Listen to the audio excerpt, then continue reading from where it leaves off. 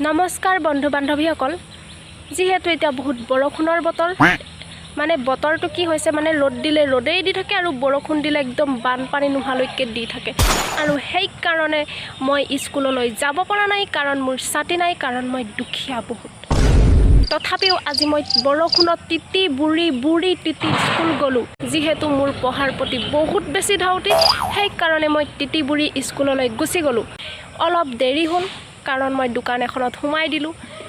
অকমান দেৰি হোৱাৰ কাৰণে ছাৰে মোক গালি দি সুধিলে তোমাৰ দেৰি কেলে হ'ল ময়ো কৈছোঁ সোনকালে নাই হোৱাৰ কাৰণে মোৰ দেৰি হৈ গ'ল সেইটো কথাতেনো বাৰু ছাৰৰ খং উঠিব লাগেনে ছাৰৰ খং উঠি গ'ল খঙতে মোক ক'লে যোৱা বহি লোৱাগে মই আৰু গৈ পিনে বহিলোগে আৰু নিবুকা মানুহ অকৰা মকৰা মানুহ একো নাজানো উৎপাত কৰিবতো মই একদম নাজানো অলপ দেৰি পিছত ছাৰে ৰেজিষ্টাৰ কৰিলে তাৰপিছত ছাৰে আমাক কুৱেশ্যন সুধিবলৈ ল'লে প্ৰথমতে আমাক ছাৰে সুধিছিলে হেৰি কি সুধিছিলে প্ৰথমতে ছাৰে মোক কৈছিলে বোলে তুমি থিয় হোৱাচোন আৰু ছাৰে সুধিছিলে হেৰি অসহযোগ আন্দোলনত কোনে গুৰি ধৰিছিলে মানে অসহযোগ আন্দোলনৰ গুৰি ধৰোঁতা কোনে গুৰি ধৰিছিলে মই কৈছোঁ আৰু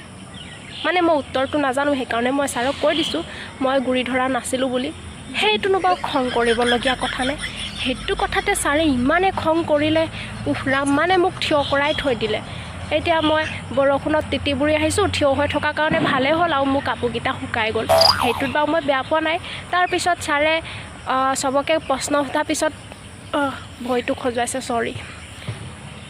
তাৰপিছত ছাৰে চবকে প্ৰশ্ন সোধাৰ পিছত ছাৰে বাক্য ৰচনা কৰিবলৈ দিলে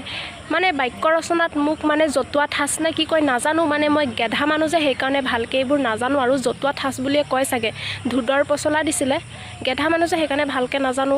ভুল হ'লে আপোনালোকে এইটো বেয়া নাপাব মই লিখিছিলোঁ হেৰি ধুদৰ পচলা